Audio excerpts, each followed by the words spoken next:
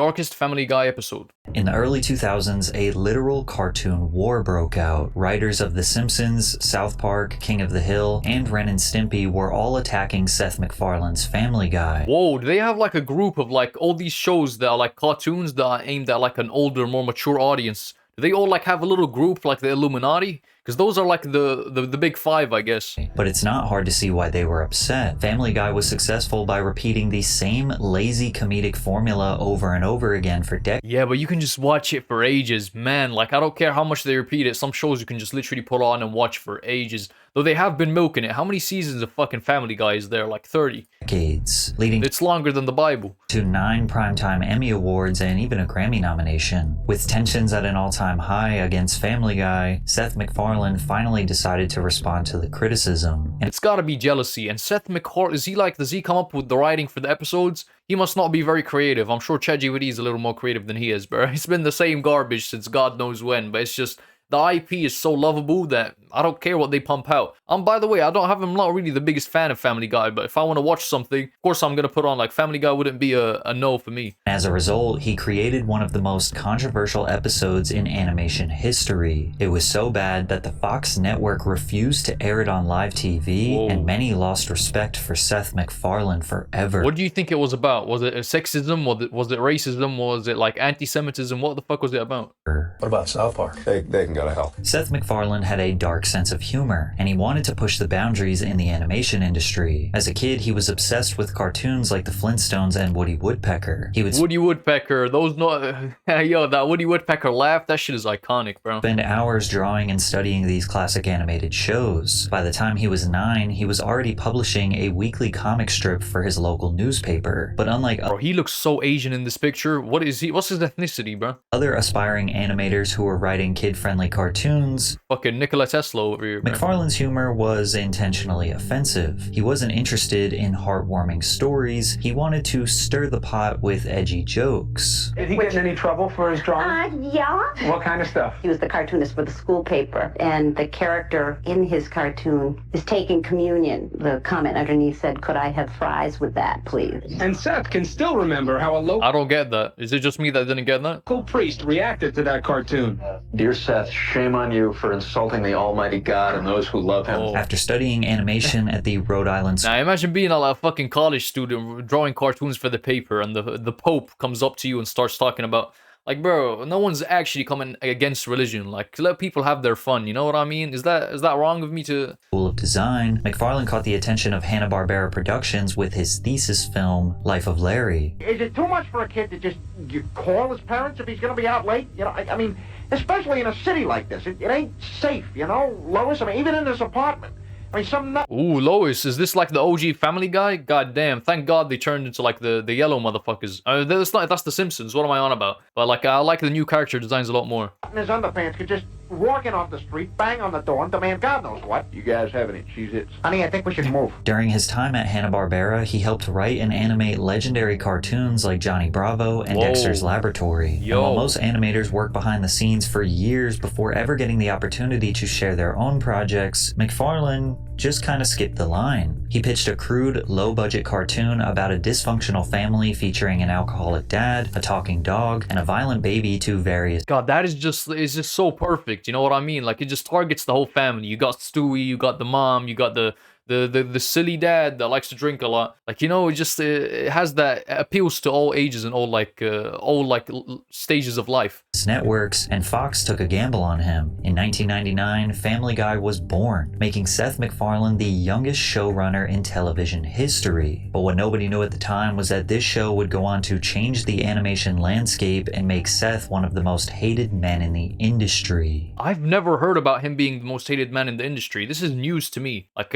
by the way, the fact he went from Asian to white to, I don't know, this guy to Mexican, he keeps on changing ethnicities, bro. Like, it almost is a reflection of his own Family Guy episodes, I guess. Over the years, Family Guy has been called many things from iconic to offensive, but I don't know why that would make him a reflection of Family Guy, but there's one word that keeps coming up, it's lazy. I enjoy Family Guy because it's something you can watch and laugh at without thinking. True. It has a formula, and that formula is easy to digest and laugh at without needing. It's familiar, you know what I mean? It's not something that you go there and you have to pay attention to. You can just have it in the background. To pay attention. It's a good background show, something to listen to when doing something else. If you're going to expect a story, don't try to expect it from Family Guy. That's missing the point. Much of the criticism towards Family Guy is that the show has a repetitive formula, and once you see it, you can't unsee it. A large amount of the episodes are basically Peter does something stupid, Brian and Stewie go on some weird side quest, Meg gets bullied for no reason, and every few minutes they put in a random cutaway gag that has absolutely nothing to do with the story. I thought I could deal with being blind at first, but I don't know.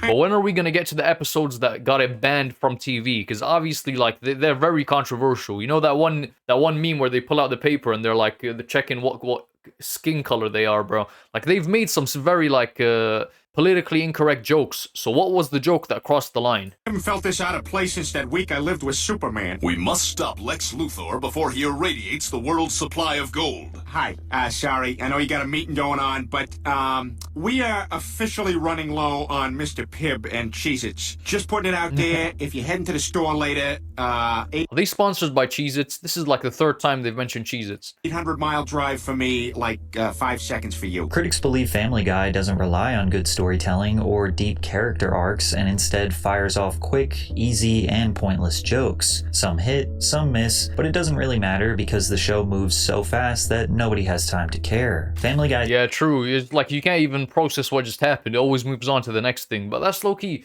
That's where the world is moving. No one really wants to sit there and think about something. Like sitting through a movie, like once I'm like halfway through, I'm invested. But in the beginning, I'm like, bro, I don't want to watch a movie. I don't want to start a series. Like, it's just so boring. It's interesting when you're in the middle and you're hooked. But something like Family Guy, you click on, you're instantly grabbed. Like, you have the attention. You get what I'm saying? Because he just did something stupid. You have this baby talking, this dog that's doing backflips. Cutaway gags used to enhance the quality of the overall episode, making the show's style unique. But over time, they stopped being objectively funny and became random for the sake of being random. Peter, when did you become so polite? Oh, I've been hanging out with Caillou's beta dad. In fact, I'm meeting him at the park to eat unsalted saltines on the swings.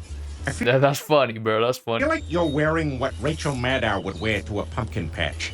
As the years went on, many thought that the show was using these gags as a way to fill up their time slot and maybe make up for poor writing. Yeah, how many jokes can you make? How many situations? I'm pretty sure, like, the fucking dad has been in every single situation you could think of. Like, at some point, it's either gonna be you being unoriginal or you just making shit jokes and so just putting random things together to, like, fill up the time. I know for sure this is how The Simpsons creator Matt Groening felt, because he did not shy away from blatantly making fun of Family Guy in front of their millions of viewers. At the start of 1999, Family Guy made its debut on Fox while The Simpsons was already on its 11th season. Immediately, the two shows were competing for viewers on the same network, with Family Guy pulling similar numbers to The Simpsons. The Simpsons officially ignited the beef in— As much as I like The Simpsons, it's just the fact that they're yellow makes it a bit less appealing. Is that just me? It's the fact that they're like, that's just one more step that they are unlike the average family. You know what I'm saying? Like, the fact that they're yellow makes them a bit less relatable. In the episode Treehouse of Horror. In the episode, Homer discovers how to clone himself, but his attempts were not perfect. Some of the clones came out looking off. As the camera pans across the field of cloned Homers, one of them looks like Peter.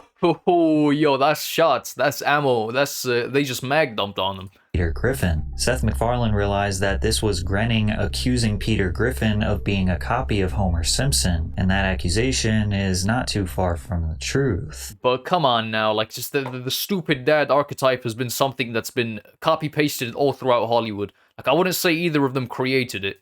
The Simpsons pioneered adult animation in the mainstream, proving that animated shows could appeal to more than just kids and can oftentimes be edgy and controversial. And the genius behind the show was Matt Groening. Unlike Seth MacFarlane, who had a degree in animation, Matt Groening was just a self-taught hobbyist trying to make ends meet with his cartoons. In the late 70s, he was living in Los Angeles, barely Steve Jobs, holy, I've seen so many lookalikes in this video. scraping by, drawing and selling his own own self-published magazine called Life in Hell. After his cartoon got the attention of Hollywood producer James Brooks, who produced talk shows and small TV shows, he asked Groening to make short animated skits for the Tracy Ullman Show, which resulted in Groening creating a batch of characters for these segments called The Simpsons. Here we have Bart Simpson, the young lad who captured the notorious candy store bandit.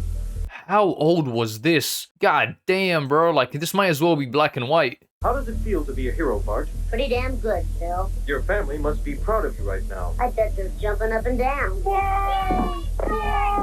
What started out as shorts on a sketch comedy show in 1987 quickly turned into a 1987. The world has moved so quick. Like, seriously, the world has moved so quick. Like, this was fucking 40 years ago? What is this garbage? full-length series by 1989. When you listen to music videos, what's that one song, Mirrors? Bro, like, searching that up, when was it released? Like 16 years ago? No, it's not Mirrors, it's a different song. God, I can't remember, it's by the same artist though. Yo, genuinely, like 10, 20 years ago, the quality was so much worse. Like, literally, a music video was shot in 420p. Like, the fact we've evolved so quick is actually so impressive. I'm so glad I live in this timeline. And from the moment it premiered, it was an instant cultural sensation. The Simpsons wasn't just another cartoon, it was the cartoon. The show took the classic family sitcom formula seen in popular shows like The Cosby Show and flipped it on its head. Instead of a Fresh Prince of Bel-Air, real ones? No. picture-perfect suburban family, you had Homer, who is a beer-drinking, insane father that often physically abuses his son. Marge is a tired mother constantly trying to hold the family together. Bart is a preteen-aged menace that lives to cause chaos. Lisa is a misunderstood genius in a messed-up family. And Maggie is a baby who doesn't talk too much but has a lot of personality. And not to mention the people of Spring. By the way, I never even like put one on one together. It really is a one-on-one copy. Like the same character, the same archetypes, the same everything, but instead the daughter, instead of being smart, she's some stupid ass, unlovable, like, not to be rude, but that's what they portray her as. Springfield, which is filled with seemingly an endless list of side characters that fans would slowly get to know over the years, such as Ned Flanders, Krusty the Clown, Sideshow Bob, Snake, Professor Frink, and so many others. What made The Simpsons revolutionary was how it could go from making fun of politics and pop culture to having genuine interactions that made the characters feel real. Like, these weren't just wacky cartoon characters. I think the layout of like a family TV show was always there, but the fact that they animated it gave them so much like potential, so much freedom to do like whatever they desired. Real. Like, these weren't just wacky cartoon characters, they represented people that you knew in your real life. It wasn't just about gag humor, it was about telling great stories that happened to be hilarious, and it worked. By the early 90s, The Simpsons was the most watched show on television, with viewership peaking at 15 to 20 million viewers per. The most watched show on television. I never knew that. I thought it would be like the most watched adult animation, but the most watched show on television? Episode. Family Guy, on the other hand, was canceled twice in its first 3 seasons, probably because many people felt it was the inferior copy of The Simpsons. However, they came back stronger than ever due to massive DVD sales and high ratings on reruns. The senior vice president of Fox Home Entertainment said, Family Guy had proved an unexpected success on DVD as well. The first boxed set of episodes has sold 1.55 million, ranking number 3 among People used to buy TV shows on DVD? Television shows behind the first season of The Simpsons on Fox and Chappelle's Show on Comedy Central. After the show came back on air in 2005, it dominated. Comedians back then were really on top, man. Nowadays, comedians are more like just YouTubers, you get what I'm saying? Most of them are like struggling to sell tours. Back in the day, like Chappelle was selling #1 DVDs. That's insane. With the 4th season averaging 7.9 million viewers per episode, which at the time was more than twice as many viewers as South. I can't believe South Park ever aired on TV. Like, South Park is one of those shows where it's like, what the fuck? How is this even allowed? How is this animated?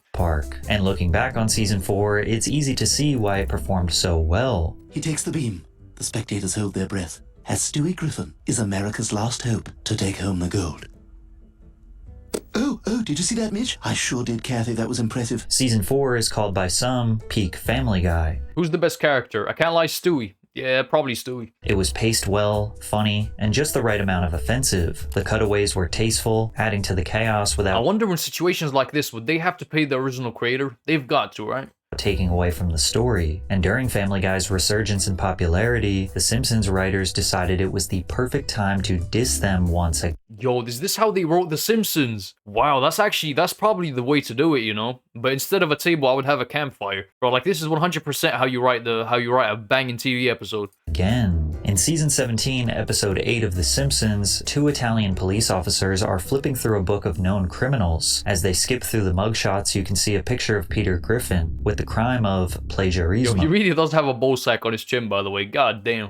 Which means plagiarism in Italian. The diss could not be more clear, again claiming that Family Guy is stealing the premise of The Simpsons. They also threw a bonus jab in at American Dad, which is Seth MacFarlane's other show, essentially saying they are a copy of a copy. And nah, they're just trying to leech off of them, man. They're just trying to leech off the fame they saw that nobody's buying the fake, the copy allegations. I don't care if it's copy. Like, I'm sorry, if you don't own the IP, if they're not copying you, if they're not breaking any laws, I genuinely don't care, man. Like, this is so anti for the people. This is like people want TV shows. Like, if the people don't want to have to choose one or the other, we want to enjoy both. Like, this is just corporate people fighting over money. While these jabs feel like The Simpsons play fighting with Family Guy, South Park came out of nowhere and dropped an absolute bomb on them. A diss that was so brutal that multiple writers in the animation industry personally thanked them for attacking McFarlane.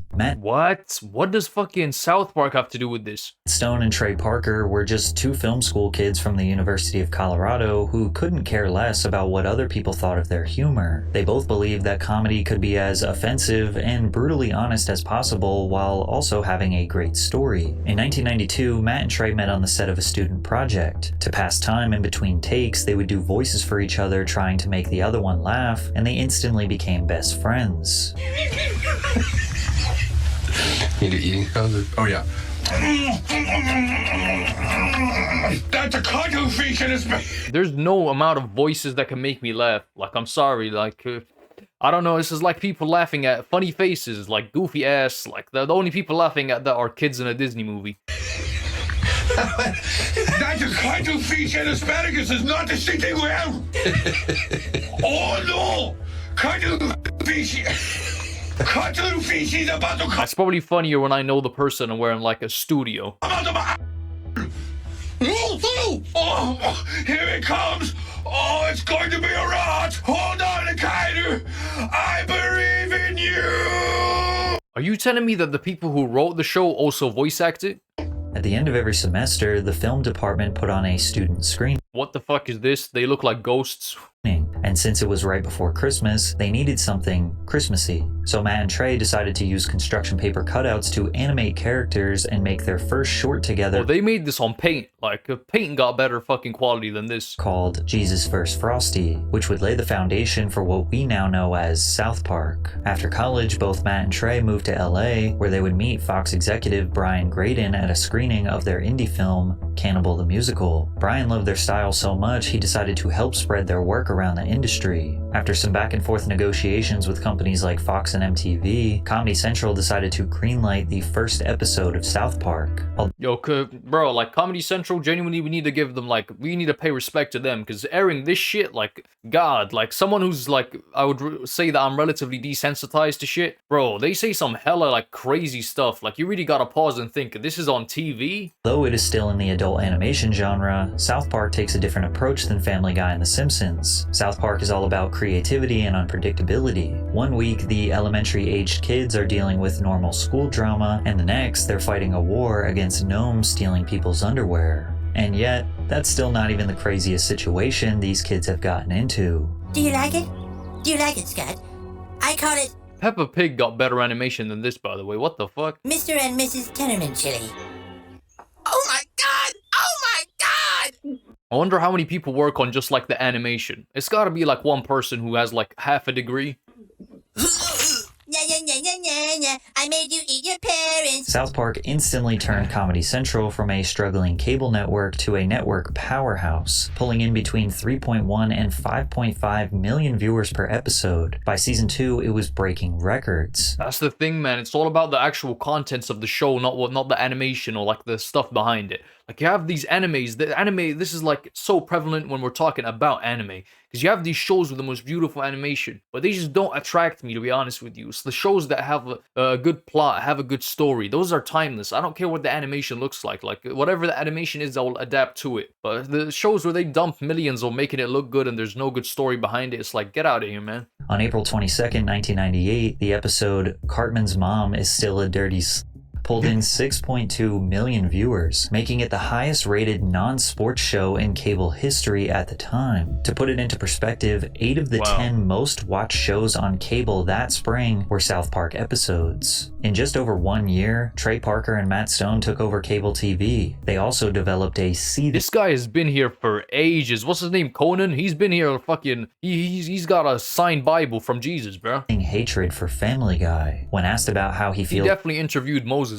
or some shit, bro. About Seth MacFarlane's empire, Trey Parker said, "There's more and more stuff every day finding its way onto American television that I think is really great. But then you get this bubblegum shit that's just like by the book. What we call 9-to-5 comedy writers. They mostly have families and kids, and that's the most important thing. And then they go into work and write comedy, and when it's 5 o'clock, it's time to go. It's gag humor. And gag humor drives us crazy, where it's just like, here's a gag, here's a gag. It's got nothing to do with what's going on in the show. Just like... Yeah, but the people watching it are also 9-to-5 workers. Like, they just want something, you get what I'm saying? They want a sort of routine. You wanna clock in at the end of the day. I mean, you don't really clock in, you clock out at the end of the day. And just put something on and you know what to expect, you know? You're cuddling with your wife or significant other. Put on Family Guy as you're smashing. Like, no one's really thinking about it. It's not really something you watch for the plot. Here's a gag. And anyone who writes comedy knows that that is the very easiest, simplest thing to do, and you don't really need any talent to do it. You just need to learn the craft and do it.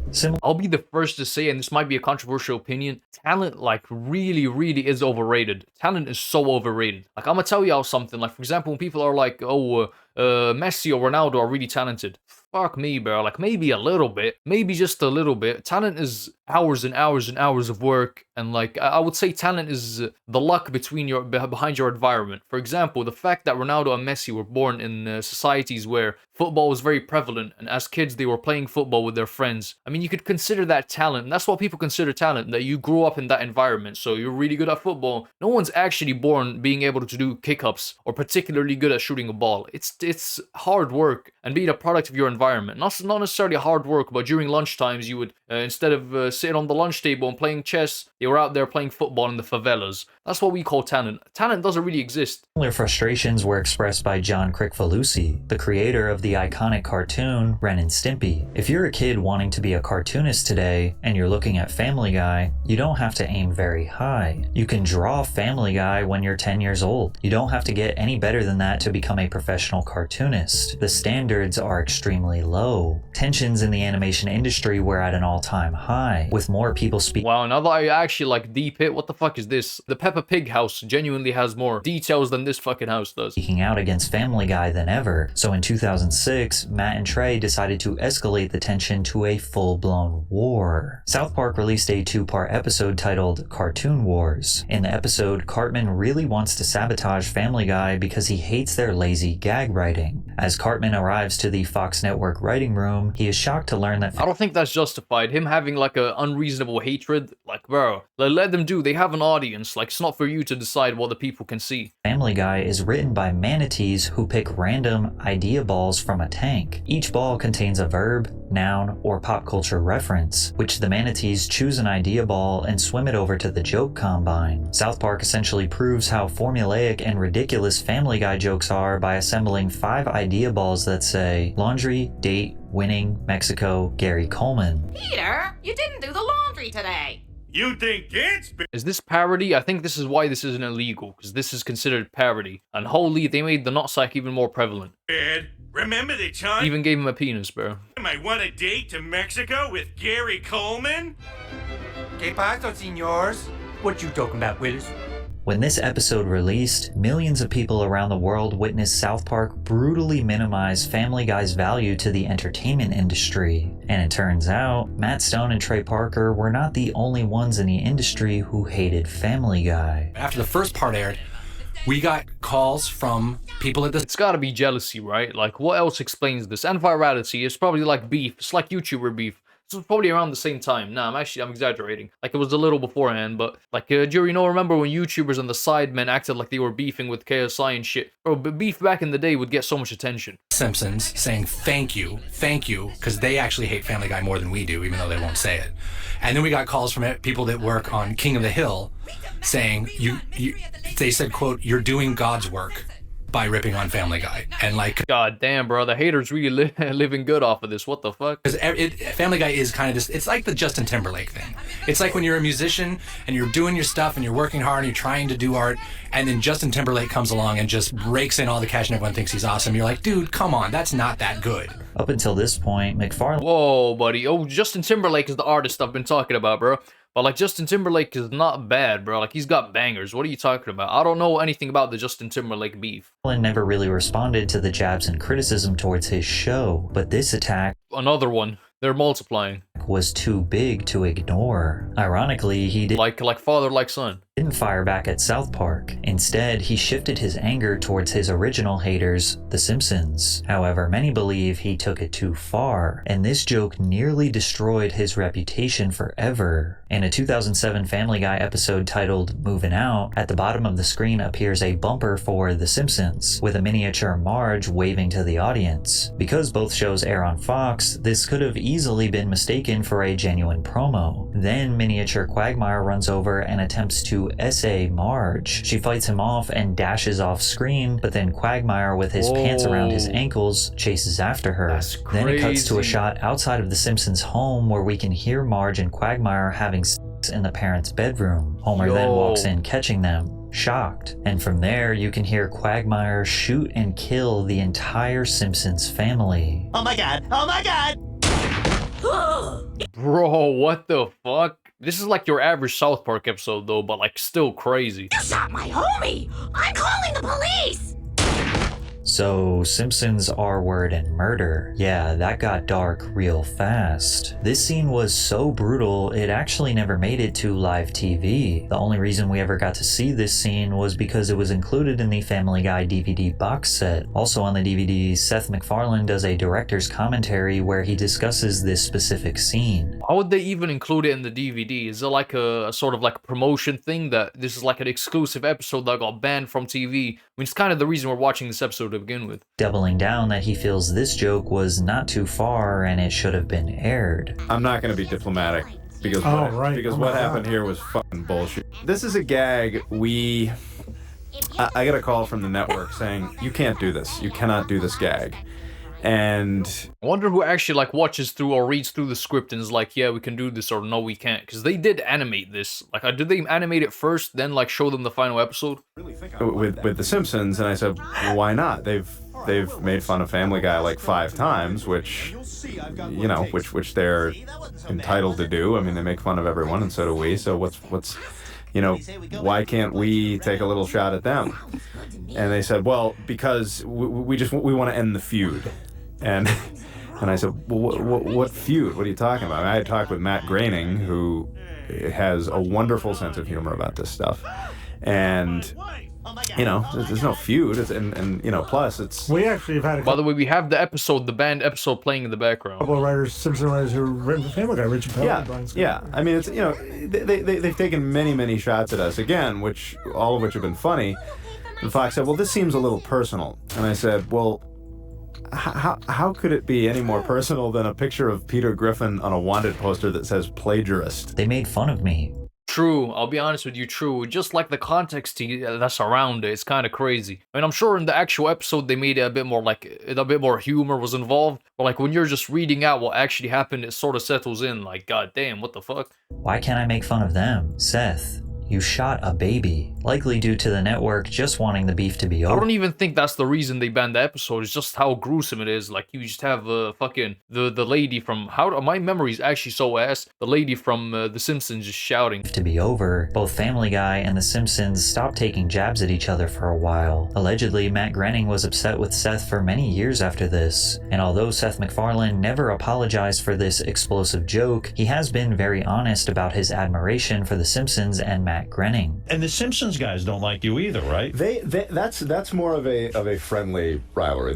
They take shots at us. Yeah, I think as a third person, we're sat there and going like, oh, these guys must really hate each other. I think they were both just trying to make episodes that bang. Like, I'm sure the episodes where they criticize each other do a lot better than the normal ones. So we take shots at them. Matt Groening is a friend of mine. He's a great guy. That's more of like a, all in good fun kind of thing. He even wrote a line in a Family Guy episode essentially admitting to stealing from The Simpsons. Get up! You're on my side of the bed.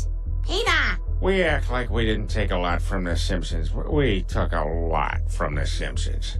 They seemed to make amends by doing an official Simpsons and Family Guy crossover episode in 2014. However, there was still a tiny bit of tension behind the scenes. In the end, everyone from both camps loved it, except maybe Seth MacFarlane. The running theme of the episode was that Family Guy stole everything from The Simpsons. They made this point over and over and over and over. Apparently at some— Yeah, it seems like, I thought it was like sort of them coming together and it becoming peace, but it just seems like they're like throwing dirt at the Family Guy, bro. Family Guy, arguably, hot take, Family Guy might be better. Like right now, I haven't watched either of them extensively. I don't think I've watched the full season of either of them, by the way. But like just from the little episodes and clips I've seen, I would just much rather watch Family Guy right now. Like if you asked me what I would want to watch right now. At one point, Seth told his staff, guys, enough. It's clear that Seth MacFarlane does hold The Simpsons in high regard, but he also believes he deserves his respect. True. After all, Family Guy did win 9 Primetime Emmy Awards and is loved by millions of fans around the world. And it's actually because of this success that the South Park creators are jealous and hold resentment towards him. With Trey Parker saying, the biggest thing is that you put everything into your show. It's like you've got to die for it. When you're an artist, you've got to say to yourself, this is all that matters, and if it kills me, so be it. And then you have the Family Guy writing staff who come in 9 to 5, write their gags, and go home. But what's his thing with 9 to 5s, bro? This guy really does hate 9 to 5s. Absolutely must say to you is that this totally, purely 100% completely comes from a place of jealousy. Because when we're sitting there in our room, it's 3 in the morning and we're 12 hours from having to air, and we don't have like a third act, wondering why we do this to ourselves. We're just totally jealous of their job. At the end of the day, these shows are all completely different. Yeah, but I think like if they put themselves in their shoes, I think they'd miss what they're doing right now. Like you always want to have what you don't have right now. You always want what you can't have. Styles of comedy, and whichever one you love the most is just down to personal preference, and they all will be considered legendary in the history of adult animation. True. W video, man. If you enjoyed, subscribe. I post bangers like this every day, and yeah, see you.